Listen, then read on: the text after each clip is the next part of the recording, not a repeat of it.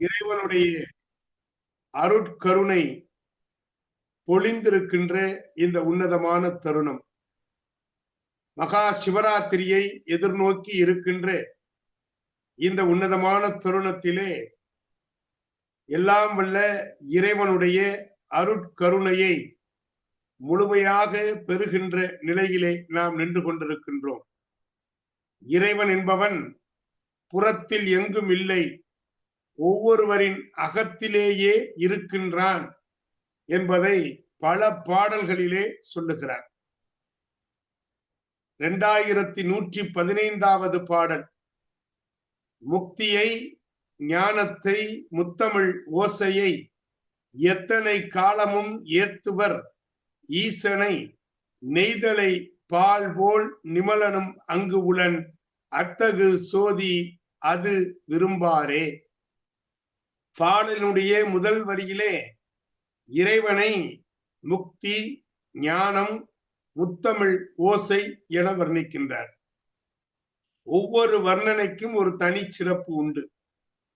முக்தி என்பது எல்லையில்லாத ஆனந்த பேரொளியாக திகழ்ந்து கொண்டு நம்மையெல்லாம் கடைத்தேற்றம் செய்கின்ற அந்த நிகழ்வை நமக்கு அற்புதமாக தருகிறார். எனவே அந்த நிலையிலே முக்தி என்பது பல்வேறு தன்மைகளை உள்ளடக்கியதாக இருக்கிறது. ஆனந்த நிலையிலே, எப்பொழுதும் ஆனந்த நிலையிலே இருக்கக்கூடியவன் இறைவன் ஒருவன் தான். இறை இயல்பு என்பதே ஆனந்த நிலைதானே. எனவே பரமனுக்கு பரமானந்தம் என்கிற ஒரு பெயர் கூட உண்டு. அப்படி ஆனந்த நிலையிலே இருக்கின்ற இறைவனோடு இணையும் போது அவனது பக்தர்களுக்கும் அந்த ஆனந்த நிலை ஒட்டி கொள்ளும் என்று சொல்வார்கள். எனவேதான் இறைவனை முக்தி என்று திருமந்திரம் சொல்லுகிறது. ஞானத்தின் வடிவாகவும் ஞானத்தின் ஊற்றுக்கண்ணாகவும் இருக்கக்கூடியவன் இறைவன். சித்தத்தின் உள்ளே இருக்கும் இறைவனை உணர்ந்து கொண்டவர்களுக்கு மட்டுமே இந்த ஞானத்தின் சுடர் தெரியும் என்று சொல்லுவார். அப்படியானால் ஞானக்கண் என்று சொல்லுகிறோமே, இந்த ஞானம் என்பது என்ன? எல்லோருக்கும் இந்த கேள்வி மனதிலே எழும். நான் பலமுறை உங்களிடத்திலே சொல்லி இருக்கிறேன். அறிவு என்பது அறியப்படுவது, ஞானம் என்பது உணரப்படுவது என்று நான் சொல்லி இருக்கிறேன். எனவே அறிவிற்கும் ஞானத்திற்கும் நிறைய வேறுபாடு உண்டு. இந்த பிரபஞ்சத்திலே முதலிலே தோன்றியது நாதம்தான், ஓசை. இந்த நாதத்திலிருந்துதான் பூமி, கிரகங்கள், நட்சத்திரங்கள் அனைத்தும் தோன்றியிருக்கிறது. அதைத்தான் நம்முடைய புராணங்கள் அழகாக எடுத்து தருகிறது. இறைவனை நாத வடிவானவன் என்று சொல்லுகிறோம், நாத பிரம்மம் என்று சொல்லுகின்றோம். வேதாகமத்திலே கூட பிரபஞ்சம் எவ்வாறு தோன்றியது என்பதை சொல்லுகிற பொழுது, ஆதியில் வார்த்தை இருந்தது, அந்த வார்த்தை கடவுளோடு இருந்தது, அந்த வார்த்தை கடவுளாக இருந்தது என்று ஒரு குறிப்பை தருகிறது விவிலியம். அனைத்திற்கும் ஆரம்பமாகவும் ஆதாரமாகவும் இருக்கும் நாத பிரம்மத்தை தான் முத்தமிழ் ஓசையை என்று திருமந்திரம் தருகிறது. இயல், இசை, நாடகம் என்கிற முத்தமிழும் ஒலிக்க ஓசையாக திகழக்கூடியவன் இறைவன். எனவே முதல் வரியிலேயே 3 சொற்களுக்கு 3 பொருளை அற்புதமாக தந்திருக்கிறார். அடுத்த வரியிலே எத்தனை காலமும் ஏத்துவர் ஈசனை, ஈசனை எவ்வாறு துதிக்க வேண்டும், அது மிக முக்கியமான ஒன்று. ஈசனை துதிக்க வேண்டும். எப்படி துதிப்பது, எப்படி அவனை ஏத்துவது?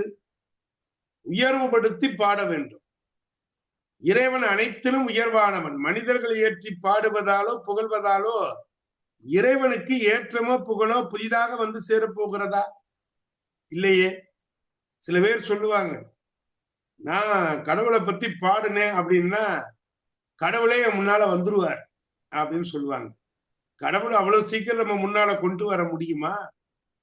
அவன் ஓசை ஒளியெல்லாம் ஆனவன், அதிலே மாற்று கருத்து இல்லை. ஆனால் அவனை ஏற்றி பாடுவதனாலே அவன் வருவானா என்றால் வருவான். அந்த பாடலுடைய அடுத்த 2 வரிகளை நாம் பார்க்கிற பொழுது அது நமக்கு புரியும். நெய்தலை பால் போல் நிமலனும் அங்கு உளன், அத்தகு சோதி அது விரும்பாரே என்று சொல்லுகின்றார். பாலுக்குள்ளே நெய் மறைந்திருப்பதை போல இறைவன் ஒவ்வொருவரின் மனத்தினுள்ளும் மறைவாக நிறைந்திருக்கிறார்.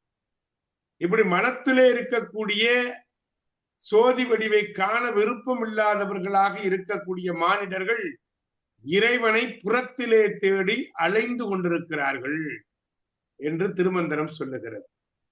ஒரு சூட்சுமம் அடக்கிய ஒரு அற்புதமான உவமை. மனிதனை பால் என்றும் இறைவனை அந்த பாலினுள்ளே மறைந்திருக்கின்ற நெய் என்றும் உருவகப்படுத்தி இருக்கிறார் திருமூலர். பாலுக்குள்ளே இருக்கிற நெய் எளிதாக வெளியே வந்து விடுமா? வராது. ஒரு குவளை பால், ஒரு டம்ளர் பால், அதற்குள்ளே இருக்கக்கூடிய நெய்யை வெளியே எடுக்க வேண்டுமானால் எவ்வளவு சிரமப்பட வேண்டும். பாலை உரை ஊற்றி தயிராக்க வேண்டும். அந்த தயிரை மத்து கொண்டு கடைந்து அதிலிருந்து வெண்ணெயை தனியே பிரித்தெடுக்க வேண்டும். பின்னர் அதை தீயிலிட்டு உருக்கினால் மாத்திரம்தான் நெய் கிடைக்கும். இது எல்லோருக்கும் தெரிந்த ஒரு சிறப்பான செய்திதான். மனிதர்களின் உள்ளங்களிலும் நல் எண்ணங்கள் என்னும் உரை ஊற்றி பக்குவப்படுத்தி தயிராக்க வேண்டுமா? தயிராக்க பக்குவப்பட்ட மனதை இறை பக்தி என்னும் மத்தால் கடைய கடைய ஞானம் என்கின்ற வெண்ணெய் திரண்டு வருமா? தயிரிலிருந்து வெண்ணெய் ஒரு முறை பிரிந்து வந்து விட்டால் மீண்டும் அது தயிரோடு கலக்குமா? கலக்காது. தயிரின் உள்ளேயே இருந்தாலும் அது தயிரோடு ஒட்டாமல் தனியே மேலே மிதந்து கொண்டிருக்கும். இதைத்தான் அழகாக திருமந்திரம் நமக்கு தருகிறது. ஒரு பாலிலிருந்து உரை ஊற்றுகின்ற அந்த சிந்தனை, அந்த உரை ஊற்றி முடித்து அதை பிரித்து எடுக்கிற பொழுது அது ஒரு சிறப்பான இடத்தை பெறுகிறது. அது போலத்தான் இந்த உலகத்திலே மனிதர்கள் உலக வாழ்க்கையோடு இரண்டர கலந்திருக்கிறார்கள். அது என்ன உலக வாழ்க்கை? பந்த பாசங்கள் என்கிற மாய கயிறுகளால் தலைக்கப்பட்ட அடிமைகளாக இருக்கிறோம். அப்படி அடிமைகளாக இருப்பதனாலதான் எதை தின்னா பித்தம் தெளியும்ட்டு ஓடிக்கிட்டு இருக்கிறோம். படமாகவும் சிலைகளாகவும் இருக்கிற இறை உருவங்களை மட்டுமே காண முடியும் என்று சில பேர் தவறாக நினைத்துக் கொண்டிருக்கிறார்கள். அது ஒரு குறியீட்டின் வடிவம். ஆலயத்திலே சென்று பார்க்கின்ற அந்த வடிவத்தை படமாக நாம் ஆக்கி வைத்திருக்கிறோம். அந்த படத்தை பார்க்கிற பொழுது அந்த ஆலயத்திற்குள்ளே நம்முடைய மனம் செல்ல வேண்டும். அதற்காக தான் திருமந்திரம் சொல்லுகிறது. படத்தை வாங்கி வீட்டில் வைக்க வேண்டாம் என்று சொல்லவில்லை. கோயிலுக்கு நீங்கள் போக வேண்டாம் என்று அது சொல்லவில்லை. பிறகு திருமூலர் என்ன சொல்லுகிறார்? அதை உன் சிந்தையிலே வைத்து வழிபடு. இன்றைக்கு அந்த ஆலயத்திற்கு போக வேண்டும், ஆனால் வேலைப்பொழு காரணமாக நம்மால் போக முடியவில்லையா? மனம் கவலைப்படாதே. நீ பலமுறை பார்த்த அந்த இறைவனது திருமேனியை கண்களை மூடி உன் உள்ளத்திலே கொண்டு வா. அப்படி உள்ளத்திலே நீ கொண்டு வந்தால்தான் நீ உண்மையாக வழிபாடு செய்திருக்கிறாய் என்று அர்த்தம். அதை விடுத்துவிட்டு நான் போகவில்லை என்று புலம்புவதை விட்டுவிட வேண்டும் என்று சொல்லுகிறார். அப்ப பக்குவப்பட்ட மனம் உள்ளத்தின் உள்ளே ஜோதியாக இறைவனை எடுப்பிலே உணர முடியுமா? நல்ல பக்தி என்னும் மத்தால் கடையும் போதுதான் அந்த வெண்ணெய் திரண்டு வருகிறது. அதுபோல மாய பந்த பாசங்கள் அறுபடுகிற பொழுதுதான் உலக வாழ்க்கையில் இருக்கின்ற பிடிப்புகள் நம்மை விட்டு நீங்கி போகும். தயிரிலிருந்து பிரிந்த வெண்ணெய் போல ஞானம் நிறைந்த மனதும் உலக ஆசாபாசங்களில் இருந்து பிரிந்து தனியே நிற்குமா? தயிரினுள்ளே இருந்தாலும் வெண்ணெய் தனியே பிரிந்து நிற்பதை போல இந்த உலக வாழ்க்கையிலேயே நாம் உழன்றாலும் ஞானமே உருவான மனம் அந்த உலகோடு ஒட்டாமல் தனியே பிரிந்து நிற்குமாம்.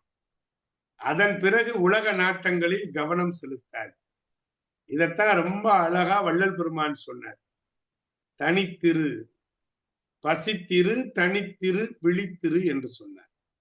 தனித்திரு என்பதனுடைய உண்மையான பொருள் என்ன என்று சொன்னால், உலக வாழ்க்கையிலே சம்சார பந்தத்திலே இருந்தாலும் கூட தயிரோடு ஒட்டாத வெண்ணெய் போல தனித்திருக்க வேண்டும் என்று சொன்னார்.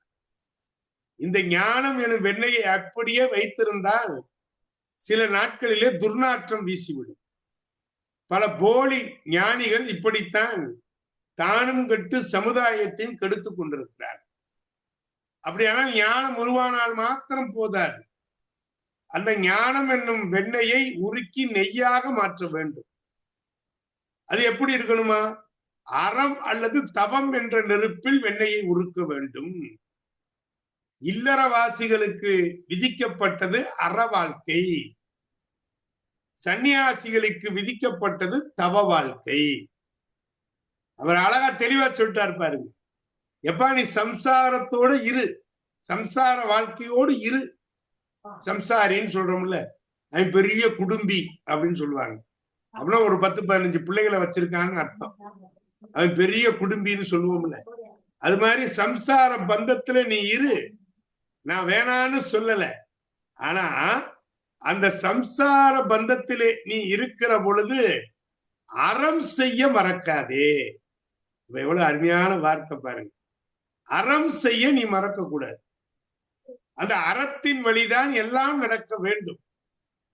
அப்ப அறத்தை விட்ட வாழ்க்கை என்பது ஒன்று இல்லை என்று சொல்லுகின்றார். அப்ப அறம் அல்லது தவம். அப்ப சம்சார வாழ்க்கையில் இருப்பவர்கள் அறம் செய்ய வேண்டும். அப்ப இறைவனை ஜோதி வடிவாக மனத்திலே இருப்பதாக திருமந்திரம் சொல்லுகிறது. ஜோதி எரிவதற்கு நெய் வேண்டும். நமது சித்தத்திலே நெய் என்னும் இறை அனுபவத்தின் அளவு அதிகரிக்க அதிகரிக்க உள்ளே இருக்கின்ற ஜோதி வளரும், பிரகாசமடையும், உள்ளமும் உடலும் ஜோதி மயமாக போகும். ஒரு சின்ன ஓமை தானே, நெய்தலை பால் போல அப்படிங்கிற ஓமையில எத்தனை பெரிய சூட்சுமத்தை கொடுத்திருக்கிறார் பாத்தீங்களா? இதுதாங்க திருமந்திரத்தினுடைய தனிச்சிறப்பு. இதைத்தான் நம்ம படிக்கணும்னு சொல்றோம். அடுத்த பாடல் 1531, ஒரு நல்ல பாட்டு. உள்ளத்து உள்ளேதான் கறந்து எங்கும் நின்றவன், வள்ளல் தலைமகன் மலர் உரை மாதவன், பொள்ளல் குரம்பை புகுந்து புறப்படும் கள்ளத் தலைவன் கருத்து அறியார்களே. பாடல் எண் 1531. இறைவன் புறத்தில் இருக்கிறான் என புற வழிபாடுகளிலே கவனம் செலுத்துபவர்களுக்காக திருமூலர் தந்திருக்கின்ற அற்புதமான பாடல். உள்ளத்து உள்ளேதான் கறந்து எங்கும் நின்றவன் அப்படிங்கிறார். இறைவன் ஒவ்வொருவரின் உள்ளத்தின் உள்ளேயும் நீக்க மறந்து நிறைந்து நிற்கின்றான். அதான் முதல் அடியினுடைய பொருள். ஒன்றே குலமும் என்று அற்புதமான பாடலை தந்தவர் அவர். ஒன்றே குலமும் ஒருவனே தேவன் என்று சொன்னார். சித்தம் என்ற வார்த்தையை பயன்படுத்தி இருக்கின்ற திருமூலர் உள்ளம் என்ற வார்த்தையை பயன்படுத்தியிருப்பதை நாம் கவனிக்க வேண்டும், நன்றாக கவனிக்க வேண்டும். வள்ளல் தலைமகன் மலர் உரை மாதவன் அப்படின்னு சொல்றார். வள்ளல் என்பவர் யார்? பிறரது துன்பம் கண்டு தாமாகவே உதவி செய்பவர்கள் தான் வள்ளல்கள். அவங்களத்தான் வள்ளல்னு சொல்லணும். இந்த முருகப்பெருமானுக்கு வள்ளல்னு ஒரு பேர் உண்டு. அதனாலதான் அவன் மனைவிக்கு பேரு வள்ளின்னு பேரு. வள்ளல் தன்மை உடையன். பிறரது துன்பம் கண்டு தாமாகவே உதவி செய்பவர்கள் தான் வள்ளல்கள். இன்னைக்கு எல்லாரும் வள்ளல் வள்ளல்னு போட்டுக்கிறோம். யார் வள்ளல்? பிறரது துன்பம் கண்டு உதவி செய்தால் அவர் வள்ளல். எந்த விதமான பலனையும் எதிர்பாராது வாரி வழங்குபவர்களே வள்ளல்கள். நம்ம பார்க்கிறோம், முல்லைக்கு தேர் கொடுத்த பாரின்னு சொல்றோம், மயிலுக்கு போர்வை கொடுத்த பேகன்னு சொல்றோம். சின்ன பசங்க கேட்பான், இந்த பாரி வள்ளல்னு சொல்றாங்க, ஒரு வாடி கொண்டிருந்த முல்லை கொடிக்கு தான் வந்த தேரையே விட்டுட்டு போவானா? சுத்த லூசு பேல இருக்கான் போலுக்கு. இது இன்றைக்கு இருக்கிற இளைஞர்கள் சொல்லுகின்ற வார்த்தை. அப்ப யோசிச்சு பார்க்கணும். அவ்வளவு பெரிய வள்ளல் ஒரு முல்லை கொடுக்கு தேர் கொடுத்தார் அப்படின்னா என்ன பண்ணிருக்கலாம்? தேர்ப்பாகன்ற கையில ஒரு குச்சி இருக்கும், அந்த குச்சியை வாங்கி கொடுத்துட்டு போயிருந்திருக்கலாம். போயிருந்தா நம்ம சொல்லியிருப்போமா? இன்னைக்கு இதை பத்தி பேசி இருப்போமா? தான் வந்த தேரையே கொடுப்பதுதான் வள்ளல் தன்மை. அதுதான் வள்ளல். நீங்க மகாபாரதத்துல கிருஷ்ணர் தர்மனை பார்ப்பார். தர்மா, நீ தர்ம காரியங்கள் எல்லாம் செய்கிறாய், இப்போ உங்ககிட்ட ஒரு தங்க மலையை கொடுக்க போறேன், அது என்ன செய்ய போற? தர்மன் சொன்னா, கிருஷ்ணா எனக்கு தர்மம் செய்யறதுக்கு வசதியா இருக்கு. அப்படியா, பண்ணு பண்ணு அப்படின்னா வர வர கொஞ்சம் கொஞ்சமா கொடுத்துக்கிட்டே இருந்தா அந்த மலையினுடைய அளவு குறையவே இல்லை. அது வளர்ந்துகிட்டே இருக்கு, குறையவே இல்லை. தர்மன் பார்த்தான், கொடுத்து கொடுத்து கொடுத்து கொடுத்து கொடுத்துக்கிட்டே இருக்கிறான். ஒரு கட்டத்துல ரொம்ப இழைச்சு போய், கண்ணா என்ன கண்ணா, அப்படியா இரு, நேர கர்ணங்கிட்ட போனாரு, தங்க மலையை கொடுத்தாரு, வச்சாரு. கர்ணா தங்க மலை, அப்படியா ரொம்ப நல்லது. அந்த பக்கமா ஒரு அந்தனர் வந்தார், எப்பா அந்த தங்க மலையை வச்சுக்கோ அப்படின்ட்டு போயிட்டாரு. தர்மன் என்ன பண்ணா, கொஞ்சம் கொஞ்சமா கொஞ்சம் கொஞ்சமா எல்லாருக்கும் கொடுக்கணும்னு நினைச்சான். கர்ணன் என்ன பண்ணா, வறியவர் அந்தனர் வர்ற, கையேந்தி வர்ற, இந்த தங்க மலையை வச்சுக்கோ அப்படின்னா என்ன அர்த்தம் பாருங்க. தர்மனுடைய சிந்தனை என்ன அப்படின்னா, கொஞ்சம் கொஞ்சமா கொடுத்து பல பேருக்கு கொடுக்கணும்னு நினைக்கிறான். அப்படின்னா என்ன அர்த்தம், இது மாதிரி ஒரு தங்க மலை அடுத்து கிடைக்காம போனா என்ன செய்யறது அப்படிங்கிற ஒரு உணர்வு அவனுக்குள்ளேயே ஓடிக்கிட்டு இருக்கு. கர்ணனை பொறுத்த வரைக்கும் அது ஓடல. கிடைச்சா கிடைக்குது, கிடைக்கலன்னா பரவாயில்லடா, கிடைக்கிற மலையை ஒருத்தனுக்கு கொடுத்துட்டு போவோம், இதான் வள்ளல். அதனாலதான் தர்மன் தர்மம் செய்தான்னு சொல்றோம், கர்ணனை தான் வள்ளல்னு சொல்றோம். புரிஞ்சுக்கிட்டீங்களா? அப்ப வள்ளல்ங்கிறவன் அப்படியே அப்படியே கொடுத்துட்டு போயிரு, சும்மா கொஞ்சம் கொஞ்சமா கொடுக்கறதுக்கு பேரு வள்ளல் கிடையாது. அப்ப மேலோட்டமா பார்த்தோம்னா முல்லைக்கு தேர் கொடுத்தது, அடுத்து இன்னொருத்தர் வாடிக்கொண்டிருந்த மயிலுக்கு போர்வையை கொடுத்துட்டு போயிட்டாரு.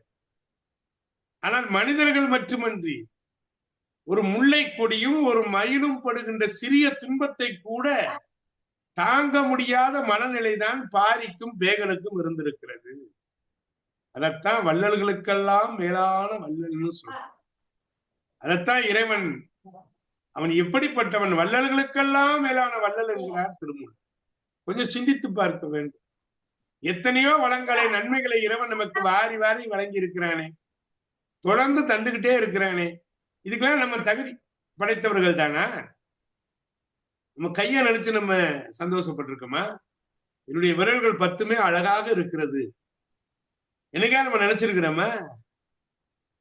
என்னுடைய முடி கருப்பாக இருக்கிறது, வெள்ளையாக போய்விட்டதுன்னு ஓடி போய் சாயங்களை வாங்கி பூசிக் கொள்கிறோமே, சிந்தித்து பார்க்க வேண்டும். இறைவன் இந்த முடி கருப்பாகத்தானே கொடுத்திருந்தான். இன்றைக்கு முதுமை நமக்கு வந்து விட்டது என்பதை அடையாளப்படுத்துவதற்காகத்தான் அந்த வெண்மை நிலத்தை தருகிறார். அதை போட்டு மறைச்சு எதற்கு? இறைவன் நல்ல கரங்களை கொடுத்திருக்கிறான், நல்ல காலை கொடுத்திருக்கிறான், நல்ல கண்களை கொடுத்திருக்கிறான், நல்ல மூக்கை கொடுத்திருக்கிறான், நல்ல நாக்கை கொடுத்திருக்கிறான். இதைத்தான் சொல்லுகிற பொழுது அழகா சொல்ற, நினைந்து பாலூட்டும் தாயினும் சாலப்பறிந்து. அப்ப முல்லைக்கொடி படர ஒரு சிறு கொம்பு போதும். பாரி சென்றிருந்தால் அது ஒரு உதவி, முல்லைக்கொடிக்கு உதவி. ஒரு கம்பை கொடுத்தா அதுக்கு பேரு உதவி. ஆனா தேரையே நிறுத்திட்டவன் நடந்து போனான் பாருங்க, அதுதான் வள்ளல் தன்மை.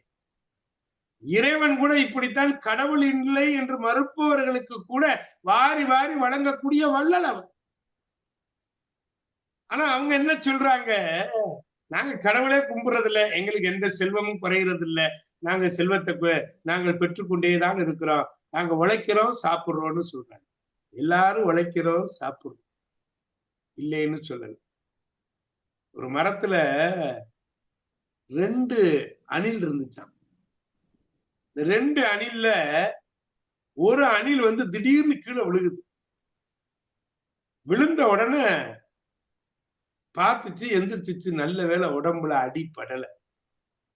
இந்த இன்னொரு அணில் இருக்கு பாருங்க, அது சிரிக்குது. நீ எப்ப பார்த்தாலும் சாமி கும்பிட்டுக்கிட்டே இருக்கிற பாத்தியா, நீ சாமி கும்பிட்டுக்கிட்டே இருந்த பத்தியா, அந்த சாமி கும்பிட்ட நேரத்துல உன்னையும் அறியாம நீ கீழே விழுந்துட்ட. இப்போ உன் கடவுள் உன்னை காப்பாத்தினாரா? உன் கடவுள் நீ கீழே விழுகும் போதே உன்னை உள்ளங்கையில தாங்கி இருக்கணும் இல்லையா? உன்னை இப்ப காப்பாத்தினாரா? இல்லையே அப்படின்னு இப்படி கை தட்டி சிரிச்சுச்சான். கீழே விழுந்த அணில் சொல்லிச்சான், கடவுளை ஒருபோதும் திட்டாத, அவர் எது பண்ணாலும் நல்லதுக்கு தான் பண்ணுவாரு. நான் பத்தியா மேல இருந்து விழுந்தேன், ஆனா அடிபடாம எந்திரிச்சிட்டேன்ல. இது மேல இருக்க அணில் சிரிக்குது, கை கட்டி சிரிக்குது. அப்பத்தான் கீழே இருக்கிற அணில் சொல்லிச்சான், பத்தியா நீ மேலேயே இருக்கிறேன்னு ரொம்ப இருமாப்போட சிரிக்கிற, உன் பக்கத்துல ஒரு பாம்பு வாய பொழந்துகிட்டு வந்துகிட்டு இருக்கு பாரு, உன் கதை முடிய போகுது, தப்பிச்சுக்கோ அப்படின்னுச்சான். தப்பிச்சு ஒரு மாதிரி அணில் வந்த உடனே எனக்கும் கடவுள் நம்பிக்கை வந்துருச்சு. நீ மாத்திரம் கீழே விழுகலைன்னா மேலேயே இருந்திருந்தா எனக்கு யார் சொல்லியிருப்பா, நீ சொன்னதுனால நான் இப்ப தப்பிச்சுட்டேன் பத்தியா, இனிமேல் கடவுளை நம்பணும்னு சொல்லிச்சான். இது ஒரு கதை மாத்திரம் இல்லைங்க, நம்முடைய வாழ்க்கையில நம்ம எடுத்துக்கொள்ள வேண்டிய ஒரு செய்தியாக எடுத்துக்கொள்ள வேண்டும். இறைவன் துன்பத்தை கொடுக்கிறான் அப்படின்னா அதை உயர்வான இடத்திற்கு நம்மை அழைத்து செல்வதற்கு என்கின்ற அந்த சிந்தனைக்காகத்தான் என்று நாம் அதை உள்வாங்கிக் கொள்ள வேண்டும். அது இல்லைன்னு வச்சுக்கோங்க, இறைவன் நம்மளை இந்த பாடுபடுத்துறானே, இறைவன் நம்மளை இப்படியெல்லாம் கஷ்டப்படுத்துறானே அப்படின்னு நம்ம நினைக்க கூடாது. அதனாலதான் மலர் உரை மாதவன் அப்படின்னு சொன்னார். நம் இதயம் என்னும் தாமரையிலே வீற்றிருக்கின்ற இறைவன். உள்ளத்தை தாமரை மலருக்கு ஒப்பிட்ட ஒரு சூட்சுமம் இருக்கிறது. ஒரு மலர் மூடி இருக்கிற வரையில தான் அதை மொட்டுன்னு சொல்லுவோம். அதன் உள்ளே என்ன இருக்கிறது என்பது நமக்கு தெரியாது. அது போலதான் மனித உள்ளங்களும் மொட்டாக மூடி இருக்கிற வரை உள்ளே இருக்கின்ற இறைவன் புலப்படவே மாட்டான். ஒரு மொட்டு மலர்ந்து விரிந்து பூவாக மாறுவது போல மனித உள்ளங்களும் பண்பட்டு பக்குவப்பட்டு விரிவடையும் போதுதான் உள்ளே இருக்கும் இறைவனை கண்டு உணர முடியுமா? நீங்க மொட்டா இருக்கிற வரைக்கும் வாசம் வருமா? வராது. விரிந்த மலரே வாசம் வீசும். பண்பட்ட உள்ளம் விசாலாக போகிற பொழுதுதான் இறை அனுபவம் என்கிற அந்த வாசத்தை நம்மால் அனுபவிக்க முடியும். நான், எனது, என் மக்கள், எனது மதம், எனது நாடு என்ற குறுகிய மனப்பான்மை இருக்கிற வரை மனம் மொட்டாகவே இருக்கும். இறைவன் புலப்படவே மாட்டான். அதனாலதான் நம்முடைய முன்னோர்கள் அழகா சொன்னாங்க, ஒன்றே குலம் ஒருவனே தேவன், யாதும் ஊரே யாவரும் கேளீர், காக்கை குருவி எங்கள் சாதி, முல்லை கொடியும் மயிலும் படும் துன்பம் கூட எனது துன்பம்தான் என்று நினைக்கிற பொழுதுதான் மனம் விசாலமாகிறது. உள்ளம் எனும் மொட்டு விரிந்து மலராகிற பொழுது இறை வாசம் வீசும் என்று சொல்கிறார். அடுத்து அழகா சொல்றார், பொல்லல் குரம்பை புகுந்து புறப்படும் கள்ளத்தலைவன் கருத்து அறியார்களே. பொல்லல் அப்படின்னா பொத்தல்னு பேர், ஓட்டை, வாசல்னு பேர். குரம்பை என்பது உடலை குறிக்கிற சொல். 9 ஓட்டைகள் 9 வாசல்கள் இருக்கின்ற இந்த உடல், இந்த வாசல்கள் இருக்கின்ற உடலிலே புகுந்து பின்னர் வெளியேறும் கள்வனான அந்த உடலினுள்ளே அவன் இருப்பை நாம் அறிவது இல்லை. இறைவன் நமக்குள்ளே இருக்கிறான். இதை அறியாமல் 9 வாசல் வழியாக விட்டு தேடிக்கொண்டிருக்கிறோமே. இறைவன் வெளியில் இருக்கிறான் என அவனை தேடி ஆலயம் ஆலயமாக அலைவதும் பூஜைகள் செய்வதும் வீண் என்று திருமந்திரம் சொல்லுகிறது. என்ன சாமி இப்படி சொல்லிவிட்டீங்க? நான் தினசரி ஒரு வழிபாட்டை வச்சிருக்கிறேனே, இந்த வழிபாட்டை செஞ்சாதான் இறைவன் என்ன நினைப்பான்னு நான் பார்த்துக்கிட்டு இருக்கேனே. அப்படி இருக்கும்போது எனக்கு ஏன் அது தெரிய மாட்டேங்குது? நான் ஏன் அதை உணர மாட்டேங்கிறேன்? அப்ப இறைவன் எல்லாவற்றையும் கடந்து நிற்கக்கூடியவன். அதனாலதான் அவனுக்கு உள்கட உள்கட உள்கட கடவுள்னு சொல்றோம். நம்ம அவன் எல்லாவற்றையும் கடந்து நிற்கக்கூடியவன். அப்படிப்பட்ட அந்த இறைவனை நாம் எப்படி உணர முடியும்? அப்ப அவன் வெளியில இருக்கிறான்னு தேடி தேடி போய்கிட்டு இருக்கிறான். அதுக்கு என்ன சொல்றாரு? உள்ளம் எனும் தாமரை விரிவடைந்தால் மட்டுமே அவனை காண முடியும். மனித உடலை வாசல்கள் உள்ள வீடுன்னு சொல்ற. எந்த திருடனாவது நேர வாசல் வழியா வீட்டுக்கு வருவானா? திருடன் எப்போது வருவான்னு யாருக்காவது தெரியுமா? ஒரு திறமையான கள்ளன் உள்ளே வருவதும் தெரியாது, திருடுவதும் தெரியாது. இத்தனை திறமையான கல்வர்களுக்கெல்லாம் கல்வன் யாருன்னா இறைவன்கிற. நம்ம சொல்றோம்ல, உள்ளங்கவர் கல்வன்னு சொல்றோம். தோடுடைய செவியன்னு ஞானசம்பந்த பெருமான் சொல்ற. என் உள்ளத்தை கொள்ளை கொண்ட கல்வன் யாரானா சிவபெருமான். கள்ளத்தலைவன் எப்ப நம்ம உடம்புக்குள்ள நுழைய போறான்? எப்ப நம்ம உள்ளத்தை திருடி தனதாக்கிக்கிறான்? யாருக்கா தெரியுமா? நாயன்மார்கள் வரலாறு நமக்கு அதைத்தான் சொல்லுகிறது. இறைவன் எதிர்பாராத நேரத்திலே எப்படி மனதை திருடிக் கொள்கிறான் என்பதற்கான பல சான்றுகளை நாயன்மார்களுடைய வரலாற்றில் நம்ம தெரிஞ்சுக்கணும். மாணிக்கவாசக பெருமானும் உள்ளங்கவர் கல்வன். இறைவன் நினையாத நேரத்தில் வருவான் என்று பைபிள் சொல்லுகிறது. இறைவன் எங்க இருக்கிறான்னு தெரியாம நினைக்காத நேரத்துல வந்துருவான். திருட்டு என்பது நாம் விரும்பாமலே நாம் எதிர்பாராத நேரத்திலே நிகழ்வது. யாராவது வீட்டு முகவரி கொடுத்து, திருடர்களே, இன்று நான் சிவராத்திரிக்கு சிவன் ஆலயத்திற்கு செல்ல போகிறேன், என் வீட்டில் யாரும் இல்லை, வந்து திருடுங்கள் என்று அழைப்பு விடுப்பார்களா? அவ்வளவு பெரிய வீட்டையும் ஒரு பூட்டை போட்டு, அப்பா தொங்கி அம்மா தொங்கி பிள்ளைக தொங்கி, அந்த பூட்டு சரியா இருக்குதா பார்த்துட்டு பாதி தூரம் போனோன்னு திரும்ப ஓடி வந்து பூட்டை இழுத்து பார்த்துட்டு ஓடுகிற மனிதர்கள் தானே நான். விட்டுட்டு போலாம்ல. திருடன் எப்படி வருவான்? இறை அனுபவமும் அப்படித்தானா? நமது இதயம் என்னும் தாமரை விருகிற பொழுது கள்ளத்தலைவன் நாம் அறியாமலேயே நமது உள்ளத்தை திருடிக் கொள்வானாம். அதை விட்டுட்டு வா வா வான்னா கடவுள் வருவானா? திருடன் போல பதுங்கிக் கொள்வானாம். அவனாக வந்து உங்களை திருடணும். அதுக்கு உங்கள் உள்ளங்களை விரிவடைய செய்யுங்கள். நமது ஐம்புலன்கள் தான் நமது இச்சைகளுக்கும் ஆசாபாசங்களுக்கும் அடிப்படை. ஐம்புலன்களை அடக்க முடியுமா?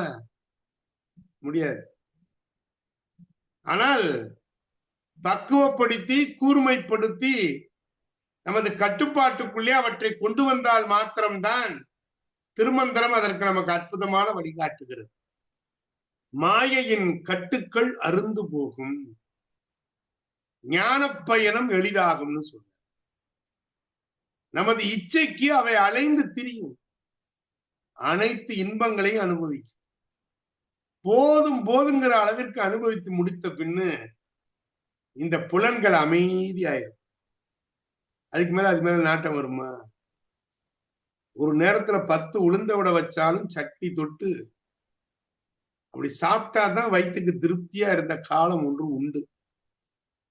இப்ப என்ன சொல்றோம்? உளுந்த வடையா? ஒண்ணு போதுமே. ஏன்? கொஞ்சம் உடம்புக்கு ஒத்துக்காது. இந்த இச்சை எப்படி குறைந்தது? தேவைக்கு அதிகமாக ஒரு பொருளை நாம் தூய்க்கிற பொழுது அதுவே ஒரு கட்டத்திலே அந்த இச்சை மீது நாட்டம் கொள்ளாமல் உன் பாதை வேறு என்று நம்மை திருப்பி விடுகிறது. இதத்தான் சிவன் சொத்து குலநாசம்னு சொன்னான். என்ன அர்த்தம்? பலரும் பலவிதமா சொல்லுவாங்க. சிவ சிந்தனை வந்து விட்டால் என் பிள்ளைய பார்க்கணும், என் மனைவியை பார்க்கணும், என் பேரனை பார்க்கணும், என் பேத்திய பார்க்கணும், இதெல்லாம் அத்து விட்டுருமா. அப்படின்னா என்ன அர்த்தம்?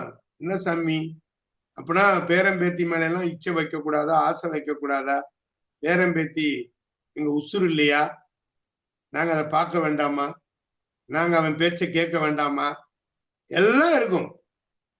தாமரை இலை தண்ணீர் போல அணுகாது அகலாது என்று சொல்வார். எப்படி நம்ம இருக்கணுமோ அந்த உறவுகளோடு அப்படியே இருக்கணும். அதே நேரத்துல தனித்தும் இருக்கணும். அதான் தனித்து இரு, பசித்திரு, தனித்திரு, விழித்திரு. தனித்து இருத்துல தூக்கி நடுவுல வச்ச, தனித்துவத்தோடு இருக்கணும். தனித்து இரு. அப்ப ஒரு காலத்துல இல்லற வாழ்க்கையில இருந்து உலக இன்பங்களை அனுபவித்து கடமைகளை முடித்த பிறகுதான் துறவரம் போறத மரபா வச்சிருந்தாங்க. நம்ம பாக்குறோம். காசிக்கு போகணும், எப்ப போகணும்? எல்லா கடமையும் முடிச்சுட்டு தான் போகணும் கிடையாது. வாய்ப்பு கிடைச்சா காசிக்கு போயிட வேண்டியதானே. காசியில போனா என்ன கிடைக்கும்? சாமியை தேடி போகாதீங்க தயவு செய்து. உண்மையான ஞானத்தை பெறலாம். மகாகவி சுப்பிரமணிய பாரதி காசிக்கு போன பிறகுதான் ஞானத்தை பெறுகிறார். உலக வாழ்க்கையை நிறைவாக அனுபவித்து முடித்தவர்கள் நிறை குடங்கள் ஆகிறார்கள். அவர்கள் தழும்ப மாட்டார்கள். அதை அனுபவித்து முடிக்காத வரையில குறை குடமா கூத்தாடிக்கிட்டே இருப்பாங்க. திருப்தி அடையாத புல நிச்சயங்கள் அவர்களை வாட்டி வதைத்துக் கொண்டே இருக்குமா. ஞான பயணம் அவங்களுக்கு வராது. காசிக்கு போறேன்னு சொல்லிட்டு போகிற வழியில பூரா இருக்கிறத பூரா தின்னுக்கிட்டே போனா என்ன? யோசித்து பாருங்க. இறைவனது திருவடியை அடைய முடியுமா? மனம் வசப்பட வேண்டும். அதுதான் சொல்றாரு, அஞ்சின் உகுரும் எகிரும் அறுத்திட்டான் எஞ்சாது இறைவனை எய்தலுமாமே. புலன்கள் என்பது சிங்கம் மாதிரி. இந்த இறைவனது திருவடியை அடைய இந்த புலன்களின் துணை கண்டிப்பா வேணும், இல்லைன்னு சொல்லல. இந்த சிங்கத்தை கொல்லவும் கூடாது. கொல்லாம அந்த சிங்கத்தோடயே பயணிக்கணும். நான் சிங்கத்தை கொன்னுட்டேன், நான் கடவுளை பார்த்துட்டேன், அது கிடையாது. நான் சிங்கத்தை கொன்னுட்டேன், சன்னியாசம் போறேன், அது எஸ்கேபிசம், ஒரு இடத்துல இருந்து ஓடுறது. அது வேண்டாம். அப்படிலாம் இறைவன் சொல்லல. புலன்கள் அடங்க வேண்டும். எப்ப ஒரு மனிதன் இறக்குற பொழுதுதான் புலன்கள் அடங்கும். அதுவரையில புலன்கள் அவனோடு தான் இருக்கும். சிங்கங்களுக்கு எது பலம் அப்படின்னா நகங்களும் பற்களும் தான் பலம். அதுதான் கொடூரமான விலங்கா மாத்து. புலன்களின் கட்டுக்கடங்காத இச்சைகளை தான் இந்த நகங்களுக்கும் பற்களுக்கும் ஒப்பிடுகிறார் திருமூலர். சிங்க சாதுவா போக வேண்டியதானே. அஞ்சின் உகிரும் எயிரும் அறுத்திட்டால், ஐம்புலன்கள் என்று சொல்லப்படுகின்ற அந்த தன்மையிலே அந்த சிங்கத்தை சொல்லி அந்த சிங்கத்தை ஓமையா கொடுத்து நகத்திற்கும் பற்களுக்கும், நகமும் பல்லும் உறுதியானது, சிரமப்பட்டுதான் புடுங்க முடியும், வலி உயிர் போகும்.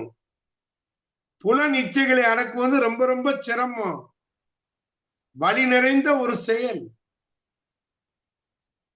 அடக்க முடியாது. தந்திர யோகத்தின் துணை இருந்தால் மாத்திரம்தான் வலி இல்லாம பல்ல புடுங்க முடியும். ஆனா இப்ப என்ன சொல்றோம்? தந்திர யோகம், இந்த வார்த்தை வருதா? அந்த பல்ல புடுங்குற இடத்துல ஒரு ஊசியை போடுறதுதான் தந்திர யோகம்.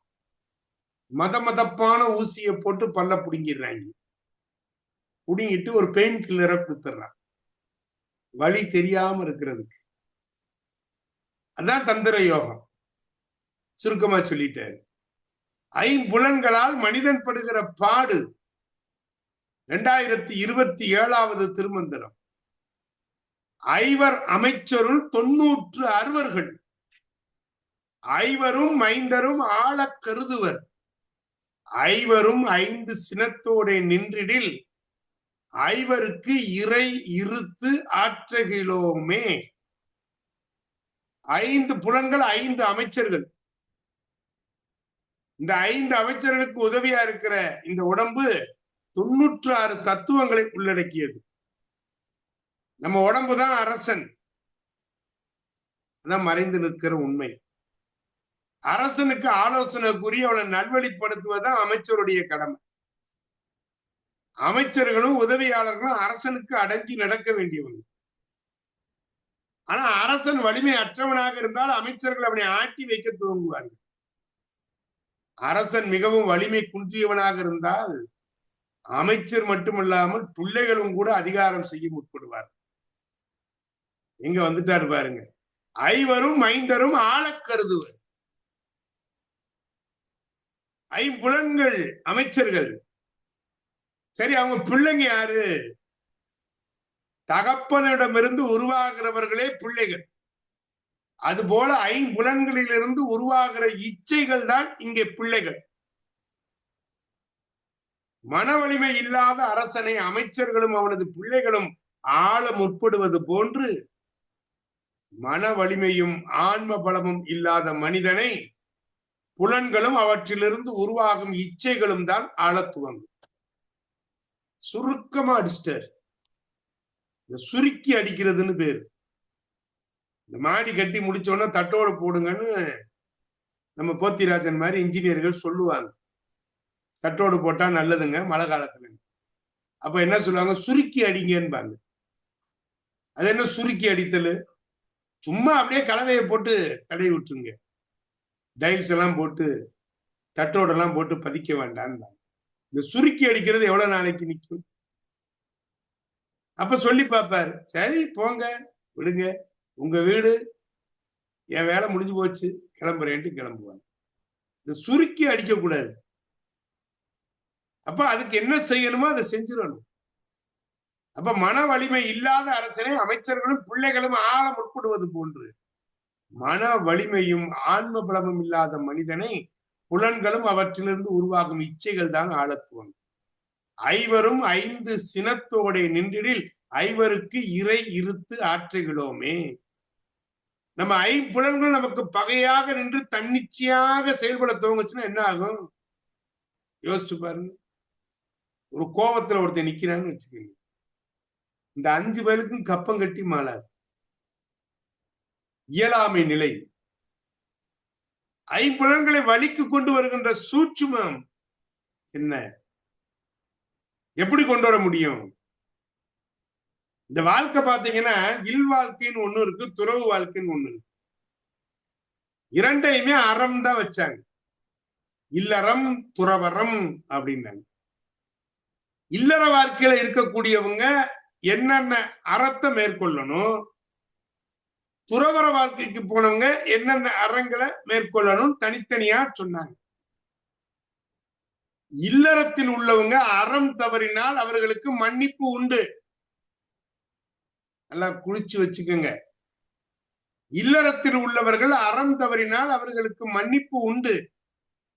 ஆனால் துறவரத்தில் உள்ளவர்கள் அறம் தவறினால் அதற்கு மன்னிப்பே கிடையாது. அப்ப பிறக்கிற எல்லாருமே இல்லறத்துல தானே பிறக்கிறோம். அது நம்ம தேர்ந்தெடுத்தோமா?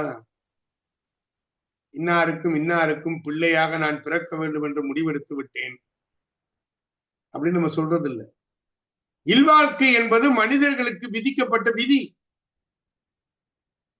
ஆனால் துறவு வாழ்க்கை என்பது அப்படி அல்ல. இல்வாழ்க்கையில் இருக்கின்ற ஒருவர் தாமாகவே விரும்பி ஏற்றுக்கொள்வது துறவு. நீ துறவியா போன்னு யாராவது சொன்னாங்களா? அவனா விரும்பி ஏத்துக்கிட்டது. இப்ப காளீஸ்வரன் இருக்கிறாரு, நல்ல சந்தோஷமா இருக்கிறாரு, மகிழ்ச்சியா இருக்கிறாரு. காளீஸ்வரன், நாளையில இருந்து நீங்க சாமியாரா போங்க சொல்லலாமா? அவர் விரும்பினாத்தான் போக முடியும். அவர் சொல்றார், சண்முகத்திற்கு முறை நீங்க போனா என்ன? நாம் விரும்பினால்தான் நாம் துறவு வாழ்க்கைக்குள்ள போக முடியும். யாரும் நம்மை நிர்பந்திக்க முடியாது. துறவரத்தில் இருக்கும் போது கூட இல்லறத்தில் நாட்டம் வந்து விட்டால் ஒருவர் எப்போது வேண்டுமானாலும் துறவு வாழ்க்கையை துறந்து விட்டு மீண்டும் இல்வாழ்க்கைக்கு வந்து விடலாம். இதை யாராவது தடுக்க முடியுமா? அதைத்தான் இப்ப சாமியாருக்கு பூரா கையில எடுத்துட்டாங்க. நாங்க துறவுக்கு தான் போனோம், ஆனா பக்தைகள் வரும்போது எங்களால துறவு வாழ்க்கையை கடைபிடிக்க முடியல அப்படின்னு மாறிக்கிறாங்க, சிக்கல்ல மாட்டிக்கிறாங்க. துறவரத்தில் இருந்து கொண்டு அதற்கு அடையாளமான காவியை அணிந்து கொண்டு துறவுக்கான அறங்களை மீறினார் என்றால் அந்த பாதக செயலுக்கு மன்னிப்பே கிடையாது. நீ மாறணும்னு முடிவு எடுத்துட்டா முழுசா மாறிடு. இங்க ஒரு கால் அங்க ஒரு கால் வச்சுக்கிட்டு ஆட்டம் போடாது. இதத்தான் போலி துறவிகள் அன்றாடம் செய்திகள்ல பார்க்கிறோம். திருமூலர் வாழ்ந்த காலத்திலேயே போலி துறவிகளும் இருந்திருக்கிறாங்க.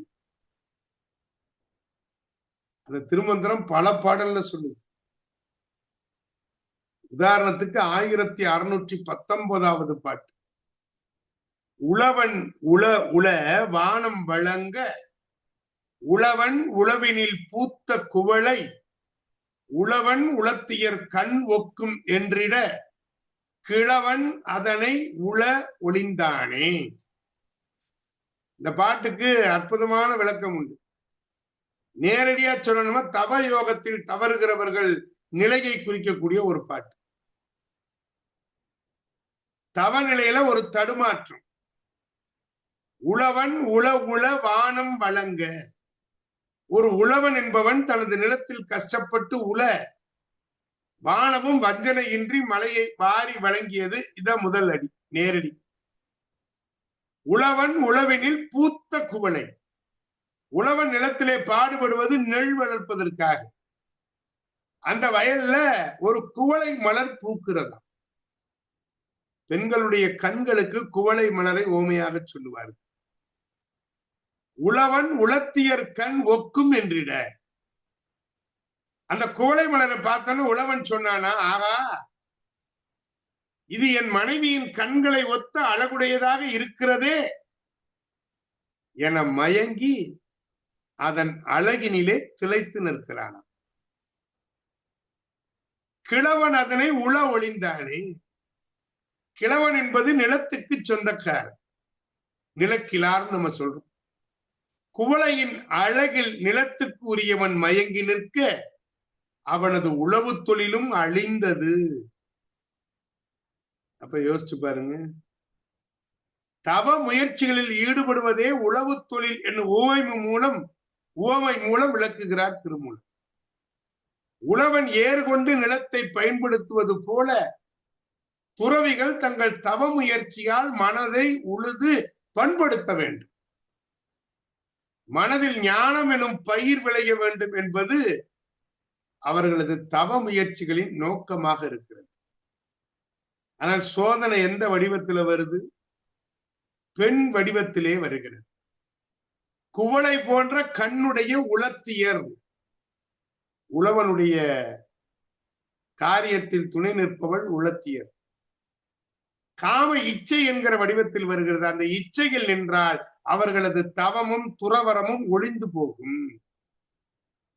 இந்த குவளைன்னு சொல்றாரு பாருங்க, நான் சொன்ன மாதிரி அதுல அருமையான ஒரு சூட்சுமம் இருக்கிறது. குவளை மலர் அழகான ஒரு மலர், அனைவராலும் விரும்பப்படுகிற ஒரு மலர். இல்லறவாசிகள் இது மயங்குவதில் தவறே கிடையாது. வீட்டின் அருகே குவளை மலர் பூத்தால் மகிழ்ச்சி, அந்த குவளையின் அழகில் மயங்கி நிற்கலாம், தவறில்லை. ஆனால் நெல் பயிர்கிற இடத்துல குவளை பூத்தால் அது கலைதானே, பிடுங்கி எறியப்பட வேண்டும். துறவரம் என்னும் வயலில் குவளை ஒரு கலைதானே, ஞானம் என்னும் பயிரை அளிக்கின்ற கலைதானே. சன்னியாசி அதை உடனே அகற்றவில்லை என்றால் தவமும் துறமும் கெட்டுப்போகும். மலர் எங்க பூக்கணுமோ அங்க பூக்கணும். பூக்க கூடாத இடத்துல பூத்துச்சுன்னா அது தப்பா போயிடும். மறை பொருளாக இந்த உழவன் தந்திர யோக பயிற்சியில் ஈடுபடுகின்ற சாதகன். இவன் உழுவது மூலாதார சக்கரத்தை அப்படியே நம்ம உடம்புக்குள்ள கொண்டு வர. மூலாதாரம் என்பது நிலத்தின் அம்சம். இந்த மூலாதார சக்கரத்தை தூண்டும் போது குண்டலினி எழும்பும். யார் யாரோ குண்டலினியை எழுப்புறோம்னு சொல்றாங்க. வானமும் வழங்க என்பது பிந்து சக்கரத்திலிருந்து மேலே இருக்கக்கூடியது. அது சுரக்கிற அமுதம். மூலாதாரத்திலிருந்து குண்டலினி.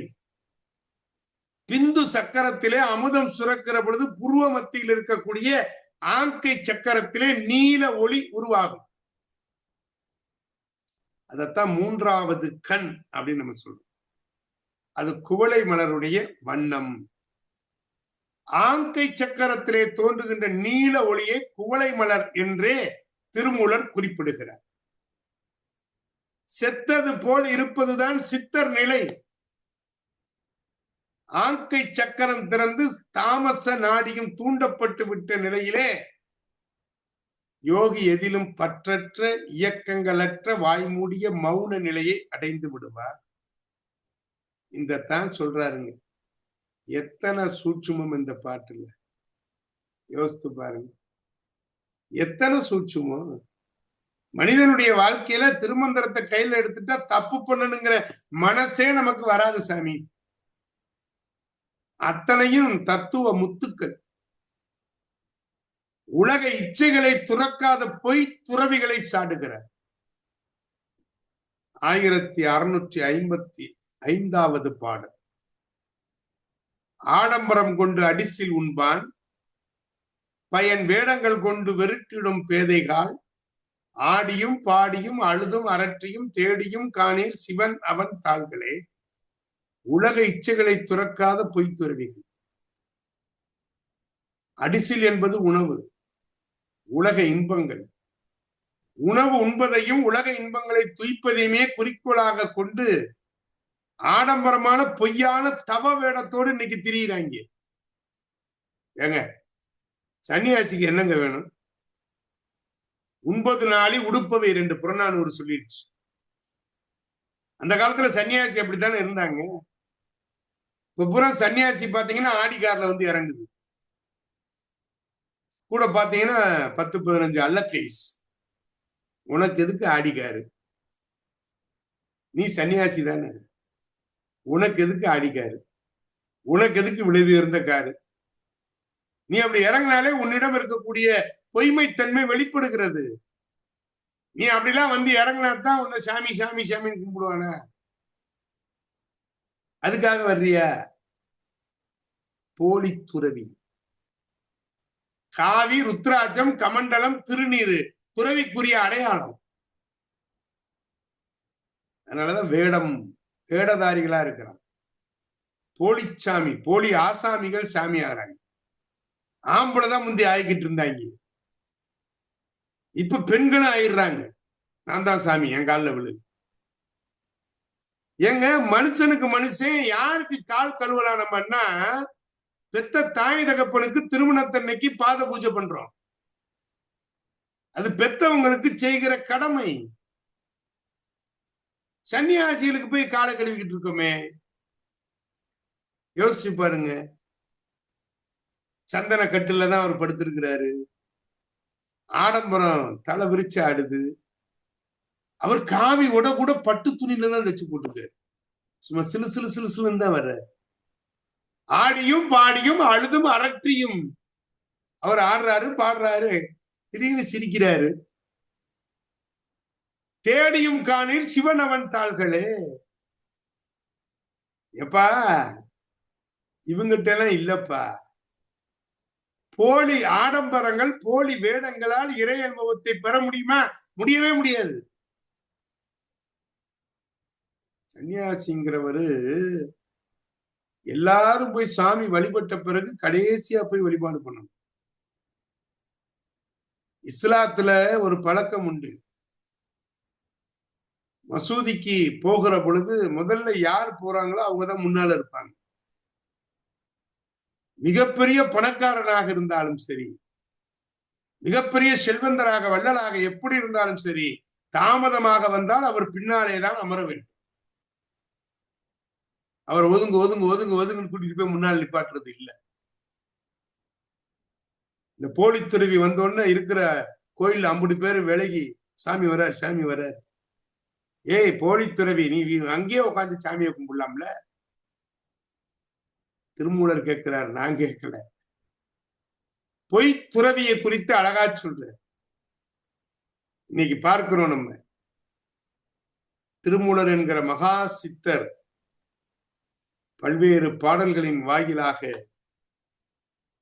சொல்லுகிறார், உண்மையான ஞானம் என்பது தவத்தினால் வருவது, துறவுக்கு அடிப்படையான தகுதி தவ ஞானம் என்று அழகாக சொல்லுகிறார். எனவே இந்த அளவிலே தவ ஞானம் எது என்பதை நாம் உள்வாங்கிக் கொள்ள வேண்டும். அப்படிப்பட்ட தன்மையிலே இந்த அற்புதமான நிகழ்வு இன்றைக்கு அழகாக நிறைவு பெற்றிருக்கிறது. எனவே ஏதேனும் ஐயப்பாடுகள் இருந்தால் உங்கள் கேள்விகளாக தொகுத்து கொடுக்கலாம். அடியேன் முடிந்தவரை அதற்கு பதில் சொல்ல கடமைப்பட்டிருக்கின்றேன். உங்கள் நேரம் இது. 5 நிமிடம் நாம் நிறைவு செய்து விடலாம். இல்லைன்னா அதுவா கட்டாயிரும். 5 நிமிடம்.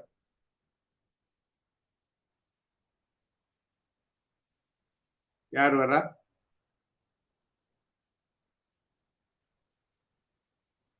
யாருமே இல்லையா?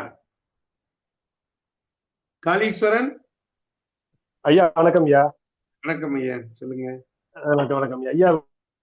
கருத்துரை சொல்ற அளவுக்கு ஒண்ணும் இல்லையா, ஆனா திருமந்திரத்தை பொறுத்த வரைக்கும் கண்டிப்பாக ஒரு குரு வேணும்யா. அதுல எல்லா அளவும் மாற்ற முடியாது. நான் படிச்ச வரைக்கும் புக்ல ஒரு உரைய வாங்கி படிக்கிறது வெறும் இதுதாயா.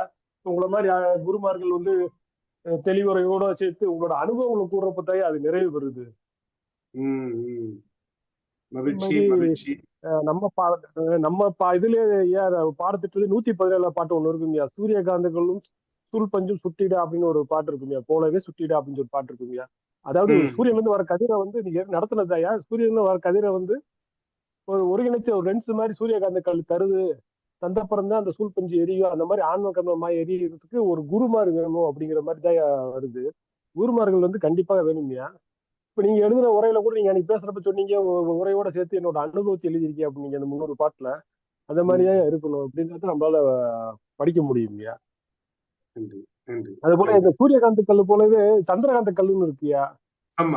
அது பாத்தீங்கன்னா நம்ம திட்டைன்னு சொல்லி ஒரு காந்திபுரம் பக்கத்துல ஒரு கோயில்ல வசிஷ்டர் கோயில் இருக்குயா. அதுல பாத்தீங்கன்னா மேல கல்லு அந்த சந்திரகாந்த கல் வச்சிருக்காங்க. அது என்ன பண்ணும்னா ஈரப்பதத்தை ஈர்த்து ஈரமா சொட்டுங்கய்யா. அது சூரிய இவர் மேல கீழே லிங்கத்துல சொட்டிட்டே இருக்குங்கய்யா. அது போக நீங்க அன்னைக்கு சொன்ன மாதிரி மீனாட்சியம்மன் கோயில்ல சொன்ன மாதிரி இங்கேயும் ஓட்டம் இருக்குங்க. சூரியன் வெளிச்சம் வருஷத்துல 3 நாள் மேல போடுவீங்க. ரொம்ப நன்றி ஐயா. ரொம்ப நன்றி, ரொம்ப நன்றி. சிறப்பு. வேறு யாரும் கருத்துரை, வாழ்த்துறை?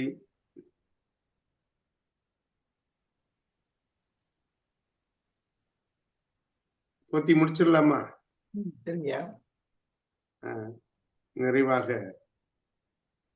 போத்தியவர்கள் நிறைவு செய்யுமாறு உங்கள் அன்போடு கேட்டேன். இன்றைய வகுப்பு 1 மணி நேரம் 2 மணி நேரத்தை 1 மணி நேரம் ஆக்கிய தலைவர் அவர்கள் 1 மணி நேரம் போனே தெரியவில்லை. ஐயா அவர்கள் ஒரு 4 பாடல்கள் தான் ஐயா அன்றைக்கு சொல்லியிருக்கிறீர்கள். அனைத்துமே ஒன்று சேர ஒரு கருத்தையே அது பிரதிபலிக்கின்ற மாதிரிதான் ஐயா என்று எடுத்திருக்கின்றீர்கள்.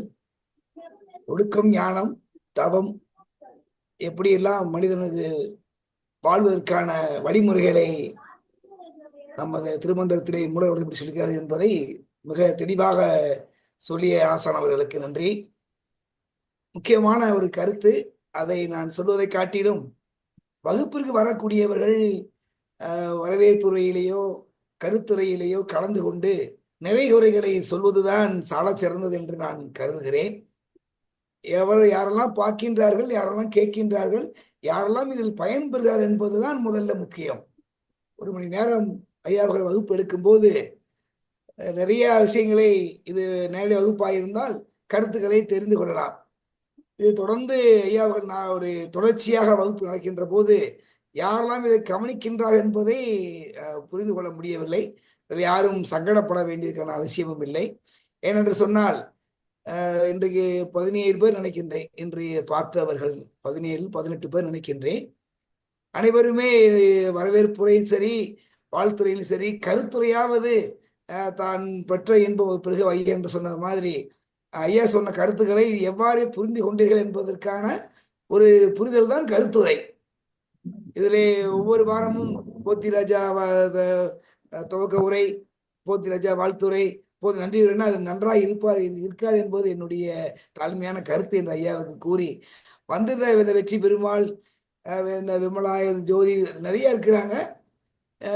முகம் காமிக்க வேண்டாம், கருத்துரையாவது குரல் வழியாக சொல்லலாமே என்றுதான் பேரவையின் சார்பாக தாங்கள் அன்போடு கேட்டுக்கொண்டு ஐயா அவர்களுக்கு கோடான கோடி நன்றியை சொல்லி வாய்ப்புக்கு நன்றி கூறி விடைபெறுகிறேன். நன்றி, வணக்கம் ஐயா. மிக்க நன்றி. மீண்டும் அடுத்த வாரம் நாம் சந்திப்போம்.